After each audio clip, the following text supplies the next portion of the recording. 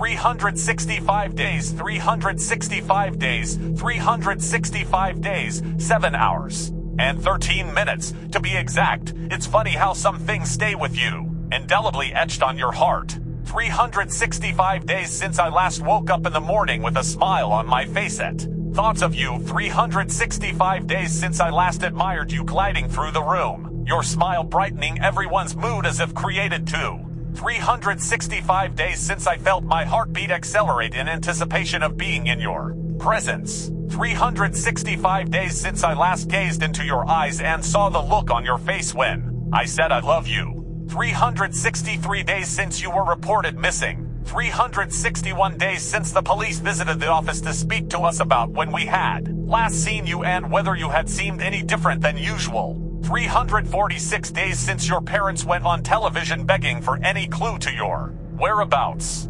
328 days since they found hidden letters on your computer about how unhappy you were and how life was a disappointment you longed to be free of. 307 days since the police asked your parents if it was possible that you'd taken your own life. Your mother answered with an emphatic no. 217 days since the detectives told your family that, while they wouldn't give up, there wasn't anything else they could do. 215 days since your mother broke down. Your father had her placed in care. It broke what was left of his heart. 183 days since your mother came home. She was better, but she's never been the same since. 119 days since your parents split up. Your father wanted to accept your loss and move on, but your mother blamed him, saying his lack of faith was why you hadn't been found. She couldn't be reasoned with. There was no hope after that. 87 days since your father held a small remembrance for you. Your mother didn't attend. 361 days since I placed cameras in your parents' house. 362 days since I planted false letters on your computer. It was easier than I'd expected. 365 days since I confessed my love and you rejected me. I understood. Words were insufficient. You needed me to prove my love. And now I sit here, gazing at you as you lie in bed in our home. 252 days since I freed you from the eyes that looked at me with insincere betrayal. 228 days since I unburdened you of the tongue that kept saying things I know you didn't mean. 123 days since you accepted our love. 365 days, a small price to pay to finally arrive, full circle, at this place. A love that will last forever. Happy Valentine's Day. I make my students write about what they did last weekend. One of my students wrote the most disturbing report ever. My name is Layla, and I am 9 years old. I spent my weekend digging for fossils. I was bored, so I decided to go to the forest behind our house. I was going to dig an underground fortress. I was digging the Entarambi tunnel when I found a big rock. I dug it out only to realize it was a fossil. Then I kept digging and found even more. I thought the fossils were from a velociraptor. Velociraptors are my favorite dinosaurs. Then I noticed it looked like the Halloween skeleton that lives in our closet. The skeleton's name is Mikal. Mikal only comes out to be a Decretoin Fot Hall Owen. Half of the bones felt like rocks. I boat the cool fossils to my house. I put them in the closet that Mikal lives in. Shint, they looked like him and Mikal wouldn't be lonely. I told my parents about the cool fossils and they looked worried. They immediately ran to the forest to search for the bones.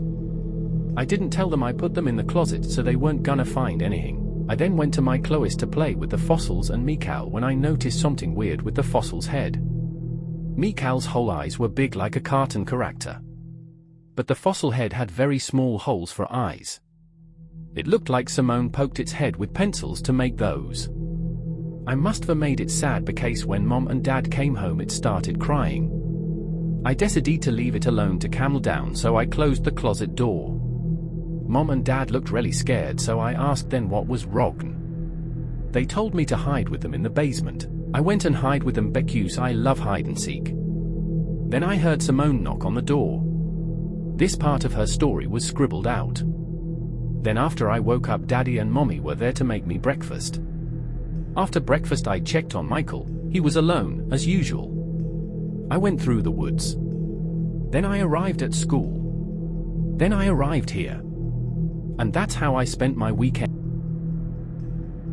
I tricked the devil. My wife and I tried for years to get pregnant. When her test came back positive, I was so overwhelmed I cried. A boy. We were gonna have a baby boy. Those first few months of pregnancy were stressful, but also electrifying. We went crib shopping, discussed the names we liked, and we even threw a baby shower. We were so excited to welcome a child into this world. Then, one day late into her pregnancy, my wife said that she couldn't remember the last time she felt our baby kick. I think part of me knew something was wrong, but I refused to believe otherwise until I heard the doctor say it. Stillborn. All our happy memories from the last few months shattered in an instant. As if our baby passing wasn't horrible enough, my wife still had to birth our son. She had to squeeze out his lifeless body. It felt so cruel. I stayed by my wife's side while she was giving birth, but shortly into the process our doctor got frantic. The nurses practically had to drag me out of the room, and I heard the doctor say something about there being too much bleeding. In the waiting room I started crying again. I had already lost my boy. I was so damn afraid I was gonna lose my wife too.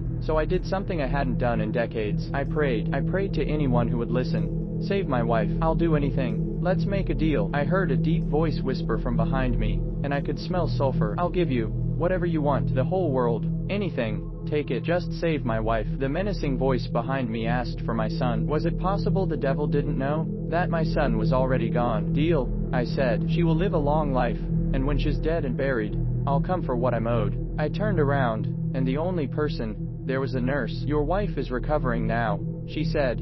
It's a miracle she survived. When we left the hospital, I decided to spend every waking moment with my wife, living our lives to the fullest. That's exactly what we did for 40 years, until she passed away peacefully in her sleep. The funeral was small, but it was a beautiful, sunny day. After everyone had left, and I was standing over my wife's tombstone, I smelled sulfur. I was hoping you might not show. I've come for what I'm owed. I've got bad news. I tricked you. My son died before he was born. I have no son to give you. You must have misheard me. I didn't ask for your child. I don't understand. You said you wanted my son. The devil looked up to the sky as it started to